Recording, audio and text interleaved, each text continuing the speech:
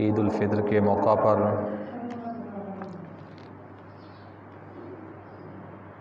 جو بیان کا موضوع ہے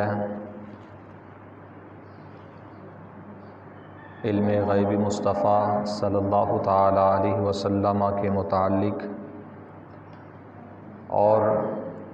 اس کے تقاضے کیا ہیں، قرآن مجید فرقان حمید میں اللہ تبارک و تعالیٰ ارشاد فرماتا ہے، سورہ نساء کی آیت نمبر 113 ہے، وَعَلَّمَكَ مَا لَمْ تَكُنْ تَعْلَمُ، اور جو کچھ آپ نہیں جانتے تھے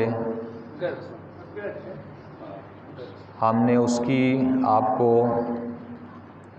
تعلیم دے دی، وَكَانَ فَضْلُ اللَّهِ عَلَيْكَ عَظِيمًا،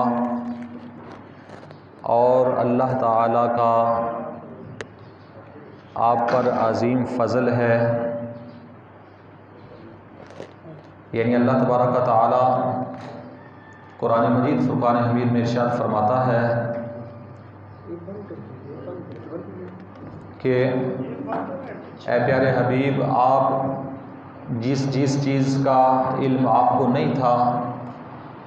ہم نے ہر اس چیز کا علم آپ کو عطا فرما دیا، یہ اللہ تعالیٰ کا آپ پر فضل عظیم ہے۔ تفسیر جلالین کے اندر اس آیت کریمہ کی تفسیر کرتے ہوئے فرماتے ہیں اے من الاحکام والغیب، کہ اس سے مراد شریعت کے دین کے احکام ہیں اور غیب کا علم مراد ہے۔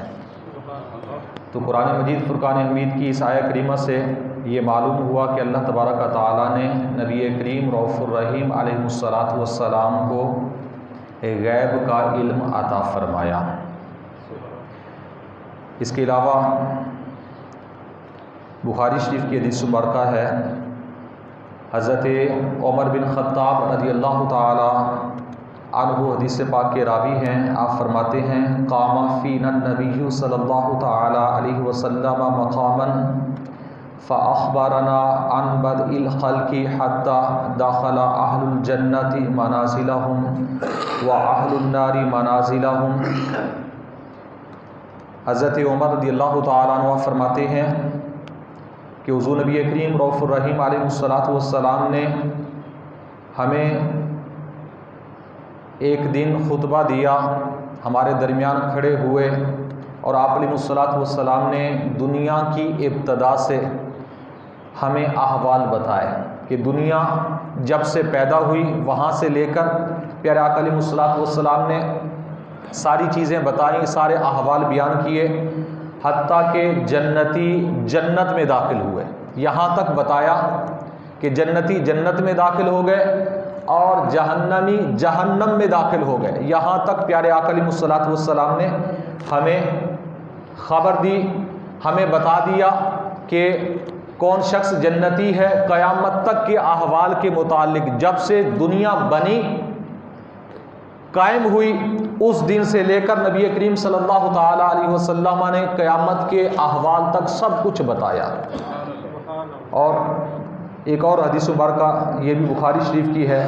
کہ جس کے اندر حضرت حذیفہ رضی اللہ تعالیٰ عنہ فرماتے ہیں قال لقد خطبنا النبي صلی اللہ تعالی علیہ وسلم خطبۃ ما ترك فيها شيئا الى قیام الساعة الا ذکرہ۔ آپ فرماتے ہیں کہ نبی کریم صلی اللہ تعالی علیہ وسلم نے ہمیں ایک خطبہ عطا فرمایا، ہمیں خطبہ دیا، تقریر کی ہمارے سامنے، بیان کیا ہمارے سامنے، اور وہ خطبہ کیسا تھا، وہ بیان کیسا تھا کہ ما ترک فیہا شیئا الی قیام الساعۃ الا ذکرہ، کہ نبی کریم صلی اللہ تعالی علیہ وسلم نے کوئی چیز اس میں ترک نہیں کی، کوئی چیز چھوڑی نہیں، قیامت تک کے ہر چیز کے بارے میں بیان فرمایا، ہر چیز کے بارے میں ہمیں بتایا۔ نبی کریم صلی اللہ تعالی علیہ وسلم نے اس دوران کوئی چیز آپ علیہ السلام نے ترک نہیں فرمائی، یعنی ہر ایک چیز کے بارے میں نبی کریم رؤوف الرحیم علیہ السلام نے خبر دی اور بتایا کہ قیامت تک کیا کچھ ہونے والا ہے۔ لوگوں کے بارے میں بھی، فتنوں کے بارے میں بھی، دیگر جتنے ضروری چیزیں تھیں وہ نبی کریم صلی اللہ تعالیٰ علیہ وسلم نے ساری کی ساری بیان فرما دی۔ تو حضرت حذیفہ رضی اللہ تعالیٰ عنہ فرماتے ہیں عالمہ من عالمہ و جاہلہ من جاہلہ، تو جس نے نبی کریم صلی اللہ تعالیٰ علیہ وسلم سے یہ چیزیں سنی وہ عالم بن گیا، اس نے وہ چیزیں یاد کر لی، اور جس نے نہیں سنی تھی تو وہ جاہل رہا، یعنی انہیں اس چیزوں کا پتہ نہیں تھا۔ تو فرمایا ان کنت لا ارى الشيء قد نسيت، کہ جب میں دیکھتا ایسی چیز کو کہ جس کو میں بھول چکا تھا، ایسی چیز کو میں دیکھتا فعارف، میں پہچان لیتا، کما یعرف الرجل الرجل اذا غاب عنه فرعا فعرف۔ نبی کریم صلی اللہ تعالیٰ علیہ وسلم کے بہت ہی پیارے صحابی حضرت حذیفہ فرماتے ہیں جیسا کہ تم میں سے ایک شخص کو پہچانتا ہے لیکن بھول جاتا ہے، جب وہ سامنے آئے تو پھر پہچان لیتا کہ یہ فلاں شخص ہے، یہ فلاں علاقے کا رہنے والا ہے، اس کا نام فلاں ہے، ویسے ہو سکتا ہے اس کے ذہن میں نہ ہو۔ آپ فرماتے ہیں کہ نبی کریم صلی اللہ علیہ وسلم نے ہمیں ہر چیز کے بارے میں بتایا۔ کوئی چیزیں وقتی طور آپ فرماتے ہیں میں بھول گیا تھا، لیکن جیسے ہی وہ چیز میرے سامنے آتی، وہ واقعہ میرے سامنے ہوتا، تو نبی کریم صلی اللہ تعالیٰ علیہ وسلم نے جو مجھے بتایا تھا وہ مجھے یاد آ جاتا کہ نبی کریم صلی اللہ علیہ وسلم نے تو اس کی ہمیں پہلے خبر دی تھی۔ حضرت حذیفہ فرماتے تو میں وہ پہچان لیتا تھا، ہم وہ جان لیتے تھے کہ نبی کریم صلی اللہ تعالیٰ علیہ وسلم نے اس کے بارے میں ہمیں بیان فرمایا۔ یہ حضور نبی کریم صلی اللہ تعالیٰ علیہ وسلم کے فرامین، وہ فرامین جو بخاری کے اندر موجود ہیں، اور صحیح مسلم شریف کی ایک حدیث مبارکہ ہے، حضرت ابو زید رضی اللہ تعالیٰ عنہ فرماتے ہیں صلی بنا رسول اللہ صلی اللہ تعالیٰ علیہ وسلم الفجر وصعد المنبر فخطبنا حتى حضرت الظہر۔ آپ فرماتے ہیں کہ نبی کریم صلی اللہ تعالیٰ علیہ وسلم نے ایک دن ہمیں فجر کی نماز پڑھائی۔ فجر کی نماز پڑھانے کے بعد نبی کریم صلی اللہ تعالیٰ علیہ وسلم ممبر پر جلوہ افروز ہوئے، اور نبی کریم صلی اللہ تعالیٰ علیہ وسلم نے ہمیں خطبہ دیا، بیان کیا، حتیٰ کہ ظہر کا وقت آ گیا، یعنی اتنی طویل مجلس کہ فجر کی نماز کے بعد نبی کریم صلی اللہ تعالیٰ علیہ وسلم ممبر پر بیٹھے اور ظہر کی نماز تک آپ علیہ الصلوۃ والسلام نے ہمیں خطبہ دیا۔ اور فرماتے ہیں حضرت ابو زید رضی اللہ تعالیٰ عنہ فنازل فصلی، ظہر کی نماز کا جب وقت آیا تو آپ علیہ الصلوۃ والسلام ممبر سے نیچے تشریف فرما ہوئے اور نماز ظہر ہمیں پڑھائی۔ ثم صعد المنبر، پھر آپ علیہ الصلوۃ والسلام ممبر پر جلوہ افروز ہوئے، فخطبنا، پھر ہمیں خطبہ دیا، حتی حضرت العصر، حتیٰ کہ عصر کا وقت آ گیا۔ جب عصر کا وقت آیا ثم نازل فصلی، نیچے اترے آپ علیہ الصلوۃ والسلام اور ہمیں نماز پڑھائی۔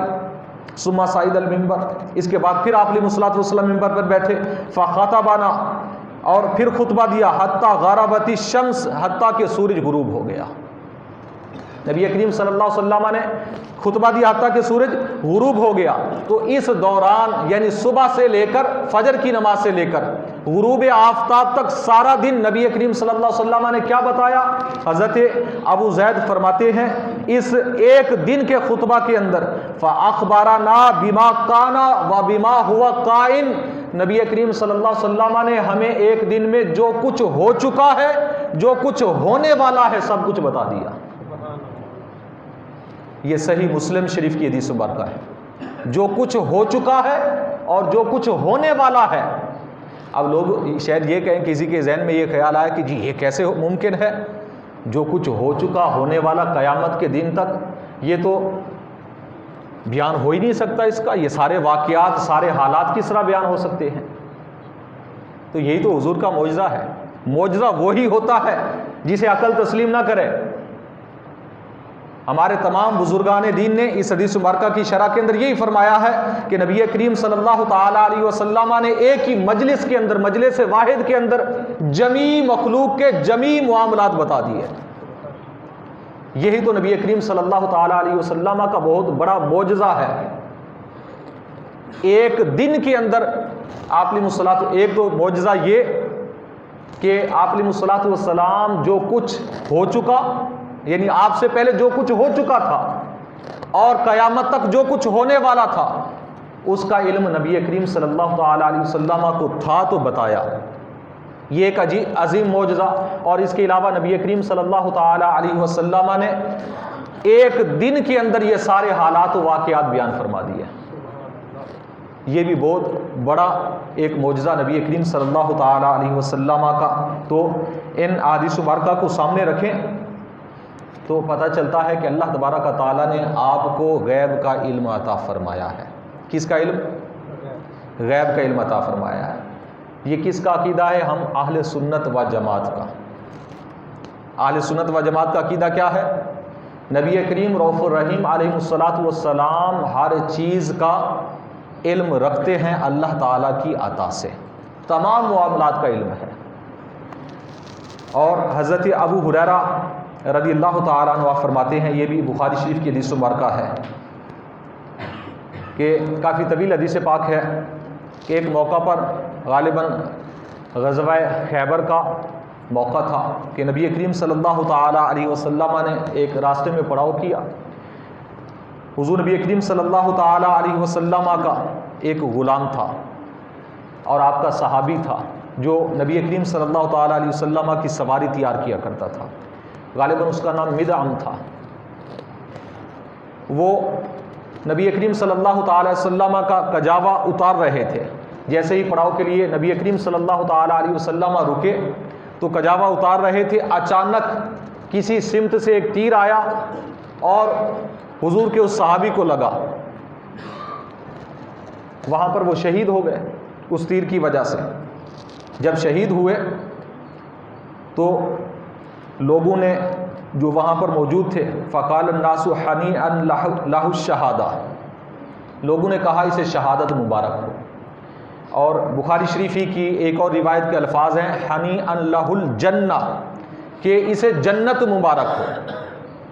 ایک روایت کے الفاظ ہیں کہ اسے شہادت مبارک ہو، ایک روایت کے الفاظ ہیں کہ لوگوں نے کہا اسے جنت مبارک ہو۔ جب لوگوں نے یہ کہا فقال رسول اللہ صلی اللہ تعالیٰ علیہ وسلم، تو نبی کریم صلی اللہ علیہ وسلم نے فرمایا بل والذی نفسی بیدہ، بلکہ مجھے قسم ہے اس ذات پاک کی کہ جس کے قبضہ قدرت میں میری جان ہے، ان الشملات التي اصابها یوم خیبر من المغانم لم تصبها المقاسم لا تشتعل علیہ نارا۔ نبی کریم صلی اللہ تعالیٰ علیہ وسلم نے فرمایا اے لوگو،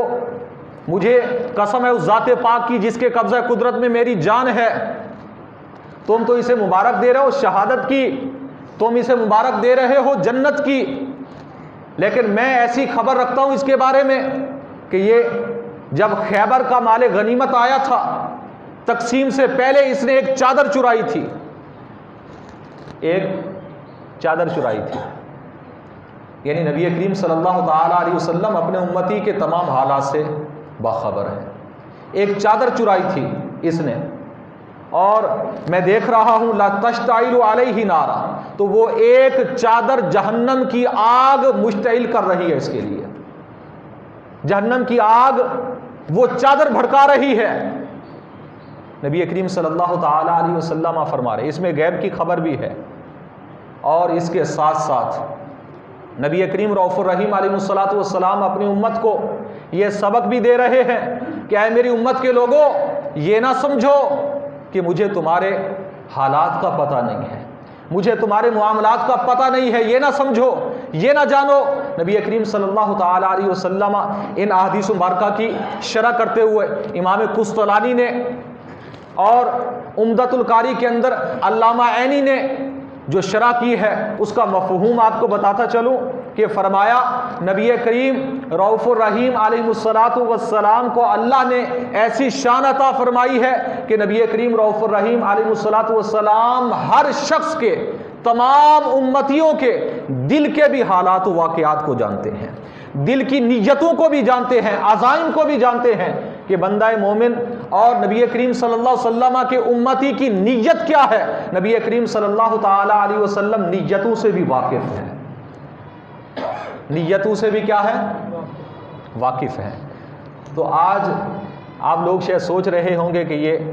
عید الفطر کے موقع پر علم غیب کا بیان تو ہمارا اہل سنت و جماعت کا عقیدہ ہے کہ نبی کریم صلی اللہ علیہ وسلم غیب جانتے ہیں، یہ تو ہمارا عقیدہ ہے ہی، تو پھر اگلا عقیدہ یہ کیوں ہمارا مضبوط نہیں ہے کہ جب جانتے ہیں غیب، اگر ہم نماز نہیں پڑھتے تو کیا حضور کو پتہ نہیں ہے؟ اگر ہم بے نمازی ہیں، ہماری نیتوں کے قبلے درست نہیں ہیں، تو کیا نبی کریم صلی اللہ تعالیٰ علیہ وسلم نے اپنے زمانہ اقدس کے اندر کیا ہماری خبر نہیں دی ہے؟ یہاں تک خبر نبی کریم صلی اللہ تعالیٰ علیہ وسلم نے ہر شخص کے بارے میں بتایا، کون کس کا بیٹا کیا کرے گا، اور جنت جائے گا جہنم جائے گا۔ حضور کے سارے صحابہ فرماتے ہیں ہم نے حضور سے سنا، نبی کریم صلی اللہ تعالیٰ علیہ وسلم نے قیامت تک کے احوال بتائے۔ تو پیارے بھائیوں، اگر ہم دن کے اندر 100 مرتبہ جھوٹ بولتے ہیں نا، نبی کریم صلی اللہ تعالیٰ علیہ وسلم جانتے ہیں۔ اللہ تو دیکھ رہا ہے، اللہ بھی جانتا ہے، اللہ بھی دیکھ رہا ہے، لیکن اس کے ساتھ ساتھ نبی کریم رؤوف الرحیم صلی اللہ تعالیٰ علیہ وسلم بھی جانتے ہیں، اللہ کی عطا سے ہمارے تمام کاموں سے واقف ہیں، ہماری تمام نیتوں سے واقف ہیں، ہمارے تمام دل کے حالات سے واقف ہیں۔ اگر ہم کسی کی غیبت کرتے ہیں تو نبی کریم صلی اللہ تعالیٰ علیہ وسلم کو علم ہوتا ہے، اگر ہم زکوٰۃ ادا نہیں کرتے تو نبی کریم صلی اللہ تعالیٰ علیہ وسلم کو علم ہے، اگر ہم عشر نہیں دیتے تو نبی کریم صلی اللہ تعالیٰ علیہ وسلم جانتے ہیں، اگر ہم صدقہ فطر نہیں دے رہے تو نبی کریم رؤوف الرحیم علیہ السلام جانتے ہیں، اگر ہم ماہ رمضان مقدس کے علاوہ مسجد کے قریب نہیں جانتے تب بھی حضور جانتے ہیں، اگر ہم جھوٹ بولتے ہیں تب بھی حضور جانتے ہیں، اگر ہم اپنے کاروبار کے اندر حرام پیشہ اختیار کرتے ہیں، ملاوٹ کرتے ہیں، جھوٹ بولتے ہیں، دھوکہ فراڈ کرتے ہیں، تب بھی حضور جانتے ہیں۔ جب ہمارا عقیدہ یہ ہے، اگر آپ کا عقیدہ یہ ہے کہ حضور ہر چیز جانتے ہیں، تو پھر خدا را مسلمان بھائیوں اپنا عقیدہ یہ بھی رکھیں کہ ہم جو بھی غلط کام کرتے ہیں حضور جانتے ہیں، حضور دیکھ رہے ہیں ہمارے ہر غلط کام کو، ہمارے ہر غلط فعل کو حضور دیکھ رہے ہیں۔ آج ایک ایسا سسٹم چل گیا کہ ہم ناجائز کو ناجائز ہی نہیں سمجھتے۔ ہمارے ہاں اگر دیکھا جائے تو حضور نبی کریم صلی اللہ تعالی وسلم نے دیکھے کیا فرمایا کہ حضور کا صحابی ہو، نبی کریم صلی اللہ تعالی وسلم کی خدمت کرنے میں مصروف ہو، آپ علیہ الصلوۃ والسلام فرما رہے ہیں اور شہید بھی ہوا ہے، شہید بھی ہوا، لیکن آپ علیہ الصلوۃ والسلام نے فرمایا جہنم کی آگ اس پر بھڑک رہی ہے، صرف اس ایک چادر کی وجہ سے جو اس نے چرائی تھی۔ آج ہمارے حالات یہ ہو چکے ہیں کہ ہم لاکھوں کروڑوں ہڑپ کر جاتے ہیں اور ڈکار تک بھی نہیں لیتے، ذرا بھی کبھی خوف نہیں آتا اللہ کا کہ اللہ تعالیٰ کے حضور جانا ہے، نبی کریم صلی اللہ تعالی وسلم کے حضور جانا ہے کہ اگر قیامت کے میدان میں نبی کریم صلی اللہ تعالی وسلم نے یہ فرما دیا کہ یہ میرا امتی نہیں ہے، کیا بنے گا ہمارا؟ کبھی سوچا ہے؟ کبھی غور و فکر کیا ہے کہ نبی کریم صلی اللہ تعالی علیہ وسلم ہمارے ہر فعل کو جانتے ہیں؟ آج دیکھ لیں، آج خیانت ہمارے اندر کوٹ کوٹ کے بھری ہوئی ہے، دیانتداری کب سے ختم ہو گئی۔ یعنی جو شخص جس شعبے کے اندر ہے، الا ماشاءاللہ جنہیں اللہ تعالیٰ نے توفیق دی ہے، چند لوگ ہوں گے، کوئی 100 میں سے اکا دکا ایسا ہوگا جو اپنے آپ کو ان چیزوں سے بچا کے رکھے، وگرنہ ہمارے ہر شعبہ کے اندر،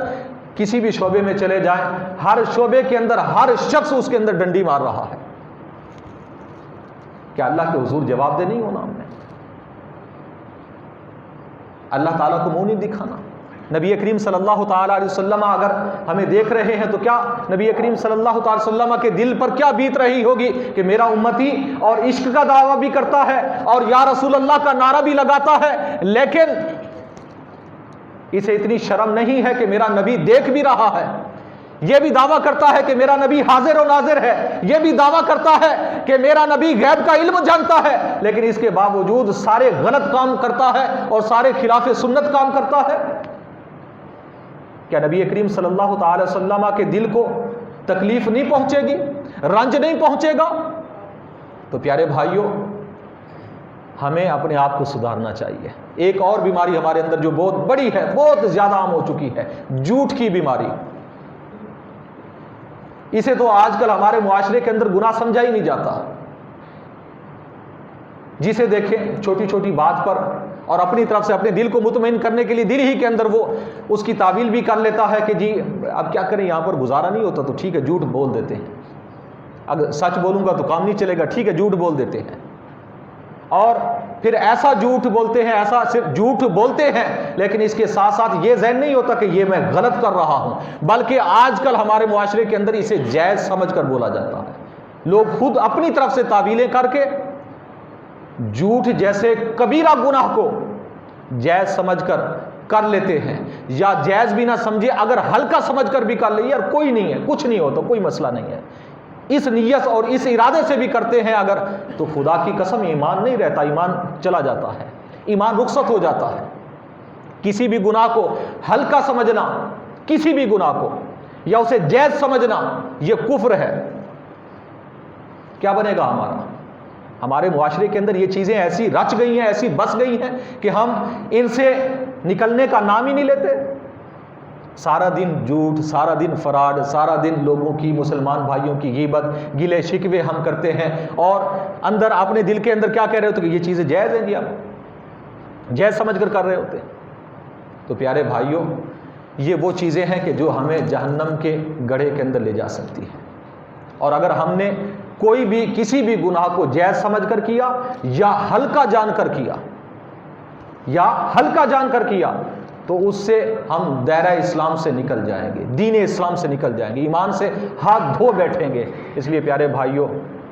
اپنے آپ کو، اپنے ایمان کو بچائیں، ایمان کو بچائیں۔ یہی ایک درس ہے کہ جب ہمارا اہل سنت و جماعت کا عقیدہ یہ ہے کہ نبی کریم صلی اللہ تعالیٰ علیہ وسلم سب جانتے ہیں تو پھر حضور کا شرم کریں، حضور کا حیا کریں۔ اگر حضور نبی کریم صلی اللہ علیہ وسلم کا حیا ہمارے اندر نہیں ہے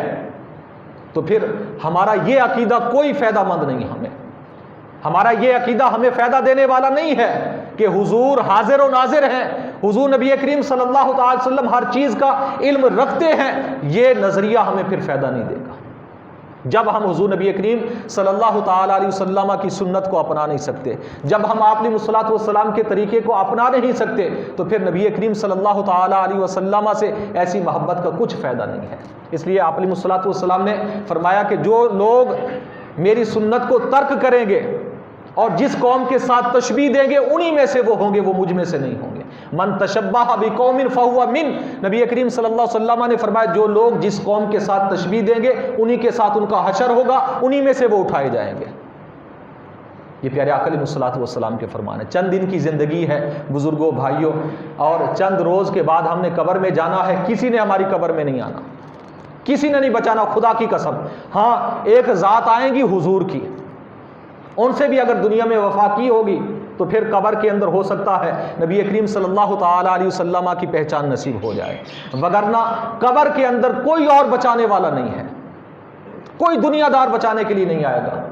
کوئی دنیا کے اندر سب سے بڑا دوست بچانے کے لیے نہیں آئے گا، نہ والدین آئیں گے، نہ اولاد آئے گی، نہ رشتہ دار آئیں گے، کوئی آنے والا نہیں ہے قبر کے اندر۔ قبر کے اندر صرف اپنے اعمال ہوں گے، اچھے یا برے اعمال۔ اس لیے ایسے اعمال کر کے جائیں کہ اگر قبر میں جائیں تو نبی کریم صلی اللہ علیہ وسلم جب قبر میں آئیں تو سرخرو ہو جائیں۔ اللہ تعالیٰ کی بارگاہ میں دعا ہے حضور نبی کریم رؤوف الرحیم علیہ الصلوۃ والسلام کے وسیلہ سے ہم سب کو علم دین سیکھنے کی، سمجھنے کی، عمل کی توفیق عطا فرمائے۔ آمین بجاہ النبی الامین وما علیہ الا البلاغ المبین۔